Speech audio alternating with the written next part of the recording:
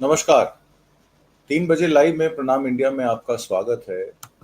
आज जरा हम लोग चर्चा करेंगे कि लेह लद्दाख पदयात्रा को नहीं मिली गांधी समाधि पर जाने का आदेश। आपको ज्ञात होगा सोनम वांगचुक अपने 150 पदयात्रियों के साथ लेह से निकले थे 1 सितंबर को, और 2 अक्टूबर को वो आने वाले थे गांधी स्मृति पर। 2 अक्टूबर को गांधी जयंती होती है, उस पे वो गांधी स्मृति पर आके शांतिपूर्ण तरीके से अपनी रिस्पेक्ट पे करना चाहते थे। उन्हें सिंघू बॉर्डर पर दिल्ली की पुलिस ने गिरफ्तार कर लिया है। हालांकि पदाधिकारियों ने क्षेत्र में बीएनएस, जो भारतीय न्याय संहिता की धारा 163 लागू करने का दावा किया है। दिल्ली उच्च न्यायालय में एक याचिका दायर हो चुकी है जिसमें सोनम वांगचुक और सिंघू पर हिरासत में लिए गए अन्य लोगों की रिहाई की मांग की गई है। ये मामला भवाना पुलिस स्टेशन का आता है। वहां स्वयंसेवकों के संग दिल्ली चलो मार्च का नेतृत्व कर रहे थे सोनम वांगचुक। यात्रियों में 80 साल से ज्यादा उम्र के कई बुजुर्ग पुरुष और महिलाएं और कुछ दर्जन सेना के दिग्गज शामिल हैं। ये दुनिया की सबसे बड़ी लोकतंत्र और जननी बापू की समाधि की ओर शांतिपूर्ण मार्च में थे। हालांकि कांग्रेस पार्टी के अध्यक्ष मल्लिकार्जुन खड़गे का कहना है सत्ता के मद में चूर मोदी सरकार ने शांतिपूर्वक दिल्ली की ओर मार्च कर रहे लद्दाख के नागरिकों के एक समूह को हिरासत में लिया है। ये कायरतापूर्ण कार्रवाई है और इसकी प्रकृति बहुत ही अलोकतांत्रिक है। लद्दाख में जन समर्थन की लहर बढ़ रही है और संविधान की छठी अनुसूचित अनुसूची के तहत आदिवासी समुदाय की सुरक्षा के लिए व्यापक मांग उठा रही है।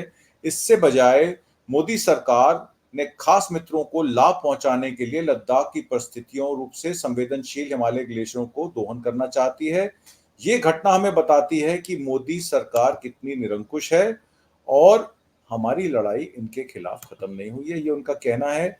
इससे पहले कि मैं आपको दिखाऊं कि उनको अरेस्ट क्यों किया गया या क्या किया गया, पहले मैं आपसे ये बताना चाहता हूं कि असली उद्देश्य सोनम वांगचुक का दिल्ली आने का है क्या।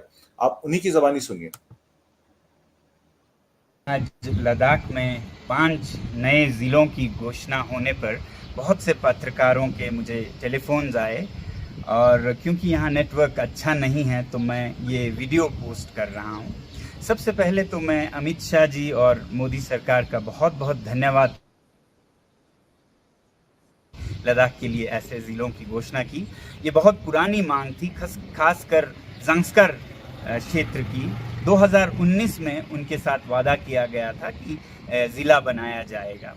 अब बाकी जगहों के लिए भी ये खुशखबरी है कि नहीं, ये निर्भर करता है कि ये सिर्फ एडमिनिस्ट्रेटिव प्रशासनिक ज़िले हैं या फिर लोकतांत्रिक, जिसमें कि ऑटोनमस डिस्ट्रिक्ट काउंसिल्स भी हो, जो कि 6 शेड्यूल के अंदर ज़िलों में होता है। और 2019 में ही सरकार ने 6वें शेड्यूल में लद्दाख को लेने का वादा किया था।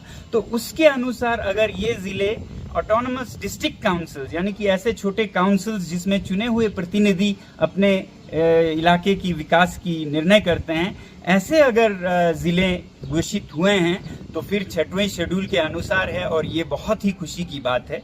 मगर अगर सिर्फ प्रशासनिक हैं तो विकास अकेला लद्दाख के लोगों का मांग नहीं है, लोकतंत्र भी है।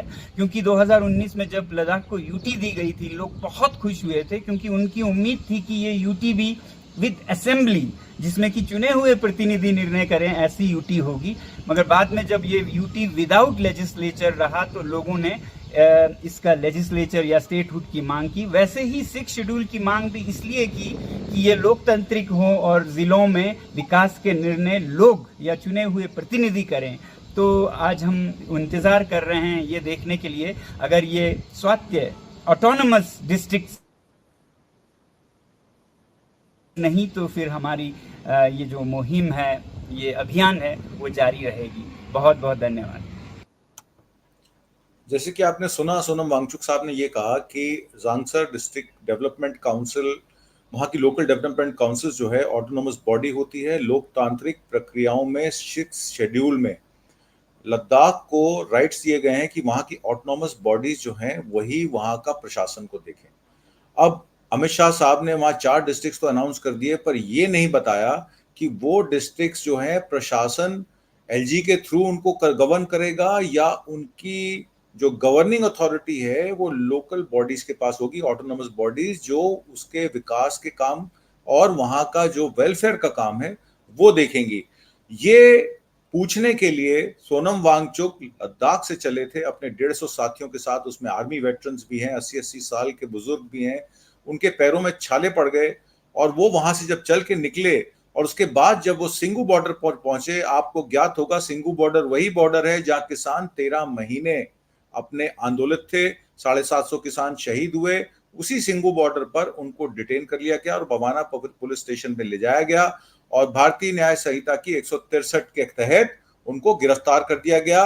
उनका कसूर सिर्फ ये था कि वो गांधी जी की समाधि पर 2 अक्टूबर को शांतिपूर्वक जाकर और सरकार से कुछ सवाल पूछना चाहते थे। तो बात ये खड़ी हो जाती है कि जो सरकार से सवाल पूछना चाहता है उस पे ये सरकार इतनी बर्बरता पूर्वक व्यवहार क्यों करती है, उनको अरेस्ट क्यों करती है। इसी के चलते आप देखिए कि लद्दाख में और दिल्ली में इस समय जो उनके समर्थक हैं वो कितना आग बबूला हो रहे हैं सरकार के खिलाफ। Delhi police, Delhi police, Delhi police, Delhi police, Delhi police, Delhi police,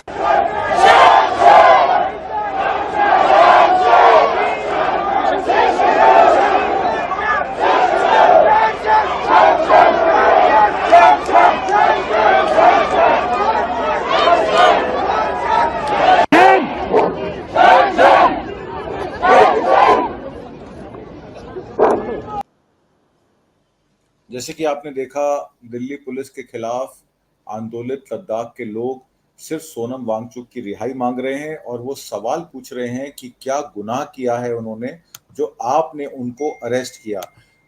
केसी वेणुगोपाल जो ऑर्गेनाइजिंग सेक्रेटरी, जनरल सेक्रेटरी हैं ऑल इंडिया के कांग्रेस के, उनका भी एक आधिकारिक बयान आया है, मैं आपको वो बयान सुनाना चाहता हूं।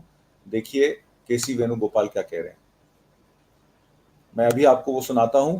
इससे पहले मैं आपको सोनम वांगचुक की जो लद्दाख से चल के हिमाचल की तरफ जब वो आए थे, हिमाचल में जब वो आए और हिमाचल की सरकार ने उनके साथ कैसा व्यवहार किया, आप ये भी देखिए।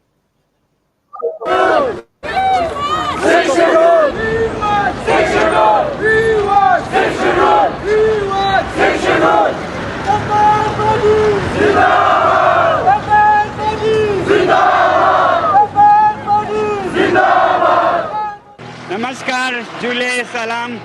ये है लद्दाख का दिल्ली चलो आंदोलन और आज 1 सितंबर को हम 25 किलोमीटर चल चुके हैं और अगले महीने 30 दिन बाद 2 अक्टूबर को गांधी जयंती पे हम राजघाट पहुंचेंगे दिल्ली आपसे मिलने। आपको मालूम है पिछले 5 सालों से और ख़ासकर 1.5 साल से लद्दाख अपने वादों को याद दिलाना चाहता है भारत सरकार से। हमसे वादा किया गया था कि लद्दाख को संविधान के 6वें शेड्यूल में संरक्षित किया जाएगा, जिसमें यहाँ का पर्यावरण, यहाँ की संस्कृति सबका संरक्षण होगा। मगर अभी 5 साल हुए हैं और ये आंदोलन चलता रहा है। हाल में इलेक्शन के कारण इसको स्थगित किया गया था। पिछले 24 अगस्त को लद्दाख की एपेक्स बॉडी जो कि इस आंदोलन को चला रही है, उन्होंने घोषणा की थी कि दिल्ली चलो यात्रा शुरू होगी। उसी के 2 दिन बाद 26 अगस्त को अमित शाह जी ने ट्वीट करके ये घोषणा की कि लद्दाख में 5 नए जिले स्थापित किए जाएंगे।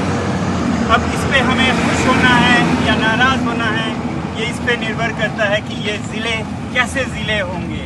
अगर ये ज़िले स्वायत्त परिषद यानी कि ऑटोनमस काउंसिल के साथ डेमोक्रेटिक डिस्ट्रिक्ट्स हों, जिसमें लोग अपने चुने हुए प्रतिनिधि भेजते हैं और वो फैसला करते हैं, जैसा कि 6वें शेड्यूल में संविधान ने सारे जनजातीय इलाकों को दिया है, तो फिर हम ये यात्रा सरकार को, अमित शाह जी को, मोदी जी को धन्यवाद देने के लिए कर रहे हैं।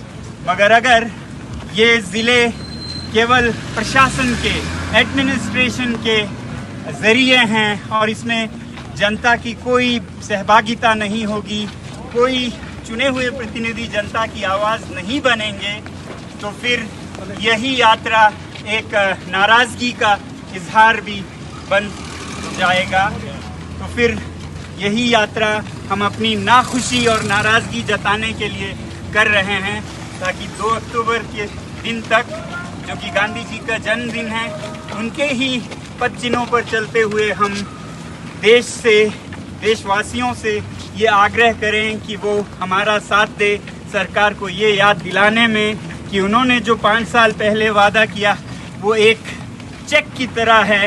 वादों की इज्जत होनी चाहिए, और जब एक चेक बाउंस होता है जिस पे कि लिखा है साफ कि हम आपको 6वें शेड्यूल में संरक्षित करेंगे, तो ये चेक लेकर आज हम दिल्ली आ रहे हैं और इसको इनकैश करेंगे दिल्ली में आकर।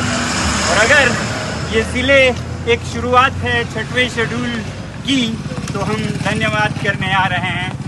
अगले 30 दिनों में आप सबसे दिल्ली में मिलेंगे और तब तक हम हर रोज़ अपडेट्स आपको ऐसे ही देते रहेंगे।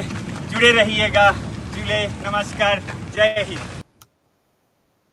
आपने देखा सोनम वांगचुक साहब ने क्या कहा। हमारे साथ जुड़ चुके हैं ललित भारती जी। वो कहते हैं कि 6वीं अनुसूची क्षेत्र से संबंधित है। स्वशासी व स्वशासी प्रदेश 5वीं अनुसूची कांग्रेस ने लागू नहीं की। बीजेपी 6वीं अनुसूची लद्दाख में लागू नहीं कर रही है। कांग्रेस और बीजेपी दोनों एक हैं। हालांकि लागू नहीं की हो, पर 6वीं सूची लागू करने का वादा प्रधानमंत्री मोदी ने खुद किया था, जिसका जिक्र सोनम वांगचुक ने किया है। तो जो सत्ता में रहता है उससे सवाल पूछना ज्यादा जरूरी है, क्योंकि वो सत्ताधीश है और उसके वादों पर ही आप बात करेंगे कि वो वादे से क्यों मुकर रहा है। जैसे कि सोनम वांगचुक ने कहा कि जब आपको चेक इशू कर दिया मोदी जी ने और कहा कि ये चेक कैश हो जाएगा, तो जब वो चेक कैश नहीं होता है तो उसकी जिम्मेवारी किसकी होती है, सजा किसको मिलनी चाहिए।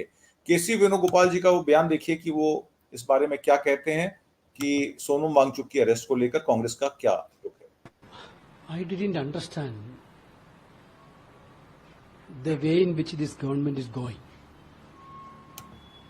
Sonam Wangchuk is a very respectable personality of Ladakh. All over India people respect him. The people of Ladakh, under the leadership of Sonam Wangchuk and all other political party other than BJP, are planned a peaceful march from Ladakh to Rajghat. Tomorrow is Gandhi Jayanti Day. They want to have a peaceful protection. They are walking for the last so many days. They are walking from Ladakh to where no single incident happened. This government is, through high-handedness, detained him and so many leaders of Congress party also in the police station. जैसे कि केसी वेणुगोपाल ने कहा, मैं हिंदी में उसका रूपांतर कर देता हूं। सरकार जिस तरीके से काम कर रही है मैं उसे समझ नहीं पा रहा हूं। सोनम वांगचुक लद्दाख के बहुत सम्मानित व्यक्तित्व हैं। पूरे भारत में लोग उनका सम्मान करते हैं। उन्होंने लद्दाख से राजघाट तक शांतिपूर्ण मार्च की योजना बनाई है। हमारे साथी भी उनसे मिलने गए हैं। दिल्ली की चीफ मिनिस्टर आतिशी सोनम वांगचुक से मिलने बवाना पुलिस स्टेशन पहुंची। लद्दाख में एलजी का राज खत्म होना चाहिए, ऐसा उनका कहना है। और उसी तरह दिल्ली में भी एलजी का राज खत्म होना चाहिए। मुझे पूरा भरोसा है कि एलजी साहब का फोन आया होगा कि चुनी हुई सरकार के प्रतिनिधि दिल्ली के सीएम को सोनम वांगचुक से मिलने नहीं दिया जाना चाहिए, ऐसा आतिशी का कहना है। हम इसकी कड़ी निंदा करते हैं। इसमें बहुत सारी पॉलिटिक्स है। एक तरफ तो जो कश्मीरी राज्य में जब आर्टिकल 370 हटाया गया था तो सोनम वांगचुक उस समय भारतीय जनता पार्टी के समर्थन में खड़े थे। और उसके बाद जब वो पिछले साल इसी साल जब शुरुआत में जब वो आंदोलन पर बैठे और उन्होंने जब अपना भूख हड़ताल की और उन्होंने कहा कि मैं पानी भी नहीं पीऊंगा जब तक सरकार मेरी नहीं सुनेगी, और उसके बाद कुछ दिनों के आंदोलन के बाद उनको वहां से उठना पड़ा, तो कहीं ना कहीं सरकार पे प्रेशर बनाने का काम उन्होंने वहां से भी किया। अब पहले उन्होंने आर्टिकल 370 पे कश्मीर को समर्थन नहीं किया, उन्होंने कहा 370 हटना चाहिए। और उसके बाद जब लद्दाख को यूटी बनाया गया और उसमें ऑटोनॉमस बॉडीज जो वहां की लोकल बॉडीज कंट्रोल करती हैं वहां का जो काम देखती हैं, उनको जब अलग कर दिया गया और प्रशासन की जिम्मेदारी एलजी के हाथ में सौंप दी गई, तब सोनम वांगचुक लद्दाख की लड़ाई लड़ने निकले। हालांकि उनको कश्मीरियों का भी साथ देना चाहिए था, ऐसे हमारे कुछ साथियों का कहना है। प्रशांत मिश्रा जी कह रहे हैं हरियाणा के किसानों को भी चुनाव खत्म होते ही शंभू बॉर्डर पर आ जाना चाहिए।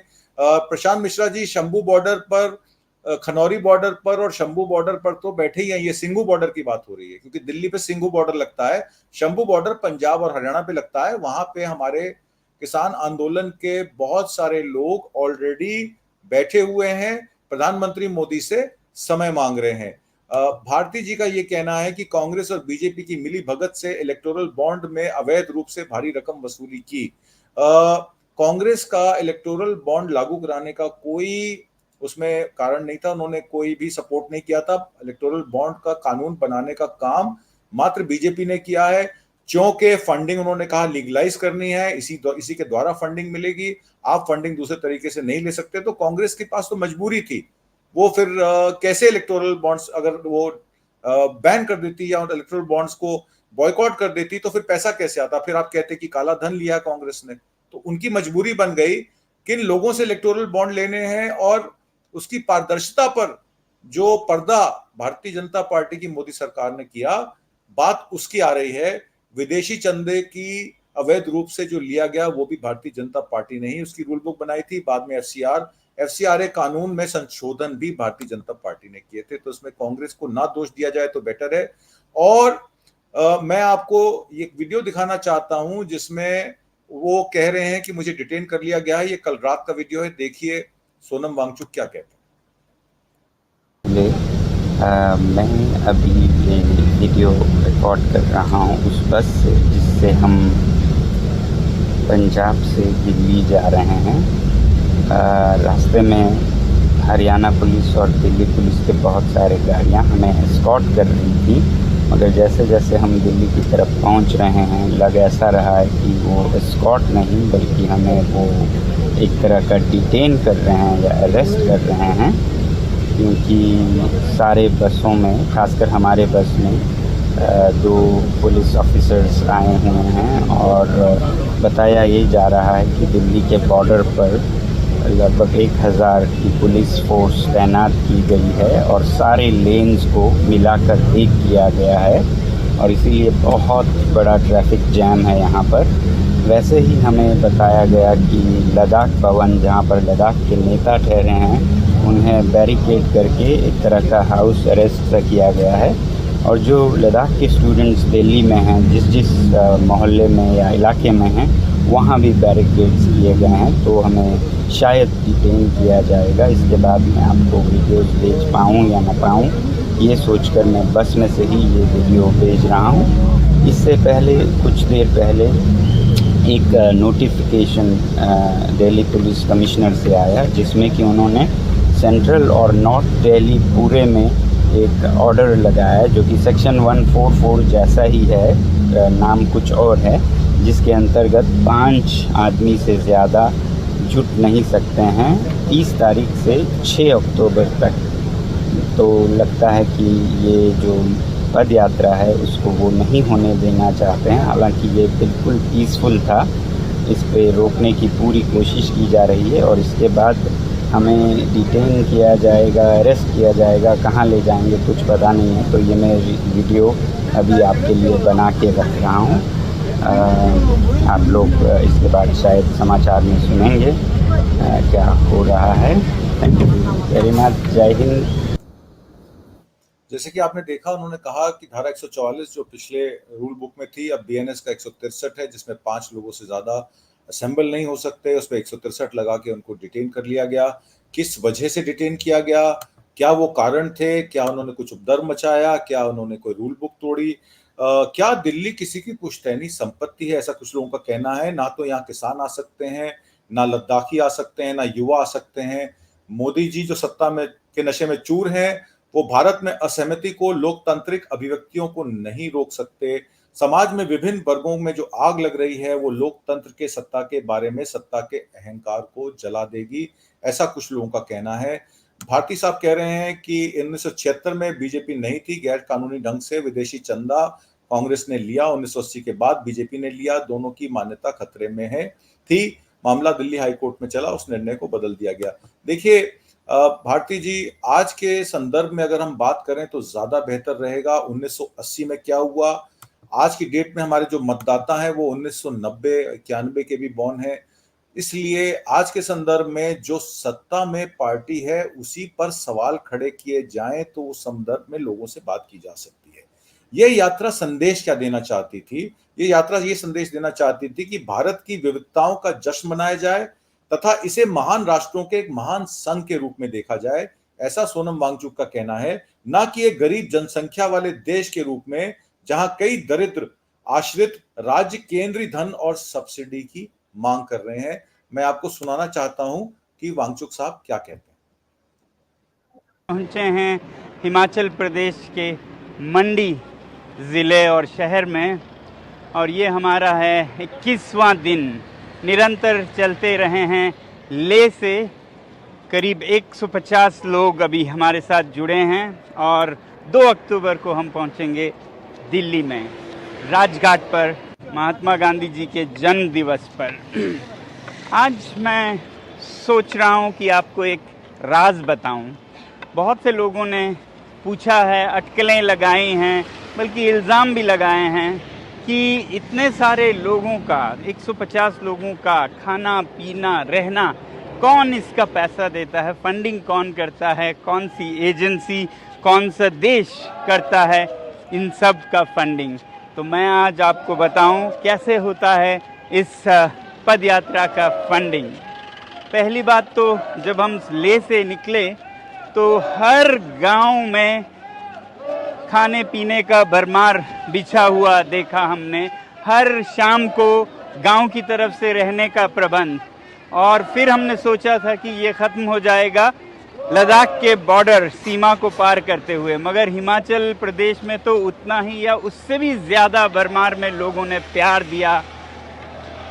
जलपान, खाना पीना रहना सब उन्होंने प्रबंध किए। हालांकि हमने एक ट्रक रखा है जिसमें किचन है, कुक्स हैं, लंगर है पूरा, मगर उसको लगभग खोलना ही नहीं पड़ता है क्योंकि लोग इतने प्यार बरसाते हैं हम पर। तो इस तरह से हर गांव ने हमारी फंडिंग की है। मगर फिर एक ऐसा वक्त आया जब कोई गांव नहीं था। लद्दाख से आते हुए बिना गांव के सैकड़ों किलोमीटर हैं, और वहाँ के लिए जो गांव रास्ते में नहीं पलते हैं, उन्होंने डोनेशंस बेच कर पूरे रास्ते का खर्चा उन्होंने उठाया है। आपको बताऊं कि इसकी फंडिंग पूरे लद्दाख से, पूरे हिमाचल प्रदेश से, बल्कि पूरे भारत से हो रही है, क्योंकि सब लोग एक एक पहर के खाने का, जैसे 150 लोग हैं तो लगभग 15,000 होता है एक पहर के खाने का, तो वो कभी 2 मील्स का, कभी 3 मील्स या खाने का जो खर्चा होता है वो कुछ समुदाय, कुछ ग्रुप्स, कुछ व्यक्तिगत रूप से भेजते रहते हैं। जैसा आप देख रहे हैं, अलग अलग लोगों ने ऐसे डोनेशंस भेजा है। आप चाहें तो आप भी भेज सकते हैं। ये QR कोड है और एक एक मील का 15,000 है। 3 मील अगर आप लें तो 45,000। इस तरह से फंडिंग होती है लद्दाख के इस पद यात्रा का। मैं कहूँगा लद्दाख की नहीं बल्कि हिमालय की और भारत के इस पद यात्रा का, जो कि हिमालय के पर्यावरण के संरक्षण के लिए, संस्कृति के संरक्षण के लिए चल पड़ा है लेह से दिल्ली तक। 2 अक्टूबर को हम आपसे मिलेंगे दिल्ली में। जुले और जय हिंद। जैसे कि आपने देखा, उन्होंने कहा कि देश के, हमारे लद्दाख की पर्यावरण और संस्कृति को बचाने के लिए ये लड़ाई है, और इस लड़ाई में हमारे साथ पूरा लद्दाख नहीं, पूरा देश शामिल है। क्या गलत कहा उन्होंने। दूसरी बात, जैसे कि भारती साहब ने फिर से एक पॉइंट दिया है कि FCRA में बदलाव मार्च 2018 में कांग्रेस और बीजेपी को मिले विदेशी चंदे की पिछली तारीख से लागू करने के लिए बिना बहस के पास हो गया। देखिए, इसमें कांग्रेस का क्या दोष है? आप JPC बनाते नहीं हैं। आपने देखा किस तरीके से न्याय संहिताएं बदली गई, किस तरीके से रूल्स चेंज किए गए। PMLA का मनी लॉन्ड्रिंग एक्ट आप कहेंगे चिदम्बरम साहब लेके आए थे, पर PMLA 45 में कॉपी ना देना, बताना नहीं आपका क्या है, और दोष जो है उसको निर्दोष साबित करने की जिम्मेदारी आपने एक्यूज पर छोड़ दी। और आपने कोर्ट्स के जरिए लोगों का प्रताड़न किया, आपने 2 चीफ मिनिस्टर्स अरेस्ट किए। अब आपने देखा सिद्धारमैया पे कर्नाटक में भी आपने फिर से मुड्डा के तहत ईडी की कार्रवाई चालू की है। ठीक है, आप उनकी संपत्ति को जब्त कर लीजिए जब तक इंक्वायरी चल रही है, आप उन पे केस करिए, पर उनको अरेस्ट करके जेल में डालने का क्या मतलब है? क्यों वो पब्लिक के रिप्रेजेंटेटिव नहीं है? क्या लोगों ने उनको चुन के नहीं भेजा है? तो इस तरीके से ऑपोजिशन रूल स्टेट्स को जब आप चलने नहीं देते हैं तो इस तरीके की विषमताएं फैलती हैं। कांग्रेस और भारतीय जनता पार्टी को एक तराजू में तोलने से देश कभी भी आगे नहीं बढ़ सकता। आगे देखिए सोनम वांगचुक के यात्रियों ने किस तरीके से संघर्ष करके कहां से निकल के पहुंचे हैं। बहुत लोगों को शायद इसका ज्ञात नहीं है कि 1 सितंबर से जब ये लद्दाख से चले थे वहां क्या माहौल था और कितनी कठिनाइयों के साथ। ऐसा नहीं है वो ट्रेन बस पे या एरोप्लेन पे बैठ के दिल्ली पहुंचे हैं, बहुत संघर्ष के साथ पहुंचे हैं। उनके संघर्ष की ये कहानी जब तक आप नहीं देखेंगे उनकी आपको प्रॉब्लम्स नहीं दिखाई देंगी। ये देखिए उनका संघर्ष।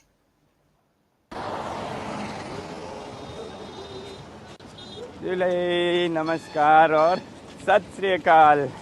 आज मैं कैसा लग रहा हूँ मैं बताऊँ तो मैं सम्मानित महसूस कर रहा हूँ। मैंने हमेशा पंजाब और सिखों की बहुत इज़्ज़त की है क्योंकि वो मुझे संत एक तरफ और सिपाही, बहादुर सिपाही दूसरी तरफ लगते हैं। और आज यहाँ गुरुद्वारा साहब में कुछ सिखों ने मुझे पगड़ी पहनाकर सम्मानित किया, उसका मैं पूरे पंजाब को धन्यवाद करता हूँ। यही है भारत का सार। भारत एक विविधताओं का देश है और यही इसकी सुंदरता है, यूनिटी इन डाइवर्सिटी। तो पंजाब की पंजाबियत बरकरार रहे, लद्दाख की लद्दाखियत, कश्मीर की कश्मीरियत, बंगाल की बंगालियत। इसी तरह अगर हम अपने देश को एक देश की तरह नहीं बल्कि एक कॉन्टिनेंट की तरह देखें जहां हर राज्य एक टाइगर है। आपको पता है जनसंख्या की दृष्टि से अगर देखें, आर्थिक स्थिति नहीं जनसंख्या से, तो पंजाब लगभग बराबर है ऑस्ट्रेलिया के और हरियाणा जो कि आगे है वो इजराइल के बराबर है। महाराष्ट्र जापान के बराबर है और वेस्ट बंगाल जर्मनी के। तो ज़रा सोचिए अगर हर राज्य को एक टाइगर बनने का मौका मिलता है तो भारत की खुशहाली कितनी बड़ी होगी, साख्त कितना बड़ा होगा दुनिया में। और यही विविधता हम खोज रहे हैं लद्दाख के लिए 6वें शेड्यूल में, क्योंकि वो लद्दाख की लद्दाखियत को बरकरार रखने का मौका देता है। हम जा रहे हैं दिल्ली यही याद दिलाने हमारे शीर्ष नेताओं से। 2 अक्टूबर बापू जी के जन्मदिन पर आपसे मिलेंगे। जुले जय हिंद। देखा आपने क्या कहा, उन्होंने कहा पंजाब में पहुंचे, गुरुद्वारों में जाके वो रहे 2 दिन, वहां पे उन्होंने अपने पैरों के छालों का इलाज कराया। वहां की जनता, वहां के सिखों ने उनको लंगर भी दिया, आश्रय भी दिया। और यही वो सिख हैं जिनको मोदी सरकार खालिस्तानी बताती थी। जब ये किसान आंदोलन में दिल्ली बॉर्डर पर बैठे थे, अपना हक मांग रहे थे, यही सरकार उनको खालिस्तानी, आतंकवादी और न जाने क्या क्या बताती थी। अब आप देखिए सरकार के कैसे षड्यंत्र हैं। जब तक सोनम वांगचुक सरकार के समर्थन में खड़े थे, आर्टिकल 370 को हटाने को समर्थन कर रहे थे, तब तो वो बीजेपी की आंख का तारा थे। और जब उन्होंने 6 शेड्यूल पर अपने SC ST के जो हक हैं उनकी बात की, पर्यावरण की बात की, संस्कृति की बात की, तो यही सरकार इनके खिलाफ हो गई और इनको उन्होंने डिटेन कर लिया। इस तरीके के कई मामले आपने देखे। और दूसरी बात जो उन्होंने इंपॉर्टेंट की कि जब हमारे पास लंगर कहां से आता है, 15,000 रुपए हमारे 150 लोगों का एक टाइम का खर्चा है, वो पैसे लोग अपने दान से देते हैं। वो खाना लेके आते हैं, राशन लेके आते हैं, और जो राशन पानी हम लेकर चले अपने साथ वो वैसे का वैसा ही है। इतना अपार प्यार और लोगों का जन समर्थन हमें मिल रहा है कि हमें लग ही नहीं रहा। यही देश की विविधता है, यही पंजाब की पंजाबियत है, बंगाल की बंगालियत है, और लद्दाख की लद्दाखियत को बचाने के लिए हम निकले हैं। हमारे जिमी भाई कहते हैं हिमालय को बचाइए, ग्लेशियर्स को बचाइए। हमारे ब्रदर और सिस्टर से हमें सपोर्ट की जरूरत है। बिल्कुल जिमी भाई, आप जो भी सपोर्ट हमसे चाहते हैं एज अ भारतीय, एज अ नागरिक, हम आपको देंगे। लद्दाख को बचाइए, हिमाचल को बचाइए, कश्मीर को बचाइए। ये हमारे देश का अभिन्न अंग है, हमसे जुदा नहीं होना चाहिए। और आखिर में मैं आपको एक वीडियो, 2 वीडियोस और दिखाना चाहता हूं। इसमें देखिए कि किस तरीके से लद्दाख से ये लोग लेह तक पहुंचे, कितना स्ट्रगल किया इन लोगों ने, और अब दिल्ली में बजाय उनका स्वागत करने के इस सरकार ने उनको डिटेन कर लिया। बहुत ही शर्मनाक बात है ये। मोदी सरकार को इसका खामियाजा जरूर भुगतना पड़ेगा। प्यारे देशवासियों और प्रिय प्रधानमंत्री मोदी जी, कल मैंने एक पोस्ट डाला था। कहते हैं जिनके होंठों पे हंसी पाँव में छाले होंगे, हाँ वही लोग तेरे चाहने वाले होंगे, जिसमें सिर्फ ये कहा था कि हम लोग लद्दाख से ऊंचे पहाड़ों और नदी नालियों को पार करते हुए दिल्ली आ रहे हैं, आपको याद दिलाने आपका किया हुआ वादा जो कि 2019 और 2020 के इलेक्शन में लद्दाख के संरक्षण के बारे में था। मगर इस पर भी कुछ लोगों ने ऐसे अनाप शनाप कमेंट्स किए हैं कि हम देशद्रोही हैं, हम चीन के एजेंट हैं, या सीआई के एजेंट हैं, या सोरोस फंडेड है। मोदी जी, लोग कहते हैं कि ये आपके समर्थक हैं, भक्त हैं, मुझे नहीं पता, मगर अगर हैं तो मैं ये कहूँगा कि इन्हें तुरंत रोकिए, क्योंकि इनके वजह से आपकी बदनामी होती है, फ़ायदा नहीं। अब आप ही बताइए, आप किसी का काम करते हैं और वो आपको पैसा चेक में देते हैं, और जब आप बैंक में जाते हैं तो पता चलता है ये चेक माननीय नहीं है, ये बाउंस हो जाता है, और बजाय सॉरी कहने के उनके लोग आपको कहते हैं कि आप चीन के जासूस हो, सीआईए के एजेंट हो, सोरोस फंडेड हो, तो ये कैसा इंसाफ होगा। मोदी जी, एक नेता की विश्वसनीयता ही सब कुछ है। आप बहुत लोकप्रिय हैं, मोदी है तो मुमकिन है, मोदी की गारंटी है, तो हम उम्मीद में हैं कि लद्दाख के साथ भी आपकी ये गारंटी लागू होगी। और देशवासियों से मैं ये कहना चाहूँगा कि अगर इस पोस्ट के नीचे भी आप ऐसे कमेंट्स देखें तो आप अपना ज़रा जो कहते हैं ना पीस ऑफ माइंड उन्हें सुना दीजिएगा कि नेताओं को उनके वादे याद दिलाना भी एक देशभक्ति ही है, देशद्रोही नहीं। धन्यवाद, जुले और जय हिंद। देखिए कितनी बड़ी बात की उन्होंने। सोनम वांगचुक साहब ने कहा कि देश के प्रधानमंत्री को, जो कि 2014 में ये कह के आए थे कि मैं देश का चौकीदार हूं, मैं देश का काला धन वापस लेकर आऊंगा, मैं देश की आंतरिक और बाहर की सुरक्षा का ख्याल रखूंगा, वो प्रधानमंत्री मोदी अगर अपने अनुशासन भूल गए, अपनी कहे हुई लफ्ज भूल गए, तो हमारा as citizen of country protest करना और देश की सत्ता को याद दिलाना कि आपको किन कामों के लिए सत्ता में लाया गया था। 8,000 करोड़ के विमानों में घूमने या हर 4 घंटे में अपनी ड्रेस बदलने के लिए नहीं आपको प्रधानमंत्री मोदी बनाया गया था। आपको प्रधानमंत्री बनाया गया था देश की सेवा के लिए, देश के विकास को कैसे आखिरी पायदान तक पहुंचाना है, किसानों की समस्या को कैसे हल करना है, महिलाओं की सुरक्षा को कैसे देखना है, लद्दाख के ऑटोनॉमस बॉडी काउंसिल को कैसे सशक्त करना है, कश्मीर में किस तरीके से आपको जमहूरियत, इंसानियत और लोकतंत्र बहाल करना है। बजाय वो काम करने के आपने दूसरे काम शुरू कर दिए। और एज भारत की जनता हमारा फर्ज बनता है कि हम आपको उन चीजों की याद दिलाएं जो आप भूल चुके हैं, पर ये सरकार निरकुश है। एलजीस के द्वारा दिल्ली में, लद्दाख में, कश्मीर में अपना राज स्थापित करके एक राजपाट की तरह अपना राजपाट चला रही है, और आम आदमी की कितनी दिक्कत है, कितनी परेशानियां हैं, उसी तरफ नहीं देख रही है। एक बहुत महत्वपूर्ण सवाल इसमें मैं और ऐड कर देता हूं। लद्दाख और लेह में आपने देखा 19, 20 और 21 में किस तरीके से चाइना ने अतिक्रमण करके 4000 किलोमीटर का हमारा जमीन हथियाली, वहां बेल्ट रोड ट्रांसपोर्ट का जो उन्होंने कॉरिडोर बनाया। उसके बाद जब मोदी जी से सवाल पूछा गया, उन्होंने कहा ना कोई घुसा था ना कोई घुसा है, जबकि सैटेलाइट इमेजेस में बहुत क्लियर था कि चाइना ने अतिक्रमण करके अरुणाचल प्रदेश में तो गांव तक बना लिए थे अपने। तो अगर लद्दाख के लोगों का इस तरीके से आप करेंगे तो बेचारे वो कैसे आपको बताएंगे कि चाइना क्या क्या वहां कर रहा है, क्योंकि फर्स्ट लाइन ऑफ डिफेंस जो होती है वो वहां के नागरिक होते हैं।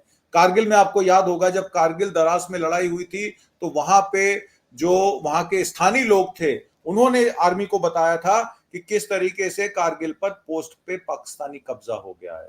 आज लद्दाख की जनता प्रधानमंत्री मोदी से सवाल कर रही है 6 शेड्यूल पर, और बजाय इसको जवाब देने के प्रधानमंत्री मोदी और गृह मंत्री चुप करके बैठे हैं, चुप्पी साध के बैठे हैं और दिल्ली पुलिस को आगे कर दिया है। किसान आंदोलन में भी आपने सुना होगा, जब जब मोदी डरता है पुलिस को आगे करता है। कहीं ऐसा ही सरकार ने फिर से पुलिस को आगे करके वांगचुक जी की आवाज को दबाने की कोशिश की है। आखिर में एक मार्मिक वीडियो ये मैं आपको दिखाना चाहता हूं, जिसमें उनकी स्ट्रगल, जिसमें यात्रियों ने शक्तिशाली टैंगलोंग ला दर जो 17,450 फीट को पार कर तिब्बतियन पठार के सहारे देब्रिंग मैदानों तक पहुंचे, जो दुनिया की छत कहा जाता है। 15,000 फीट से अधिक की ऊंचाई पर 1,000 मीटर से अधिक की खड़ी चढ़ाई के बाद 10 घंटे की लंबी चढ़ाई के बाद शांतिपूर्वक मार्च 1 सितंबर को जो शुरू हुई, 2 अक्टूबर को गांधी समाधि पर समाप्त होनी थी। बजाय उसको वेलकम करने के इस सरकार के कारनामे क्या हैं आपके समक्ष हैं। इस वीडियो के जरिए आप उनकी दुविधा को समझिए, उनके स्ट्रगल को समझिए।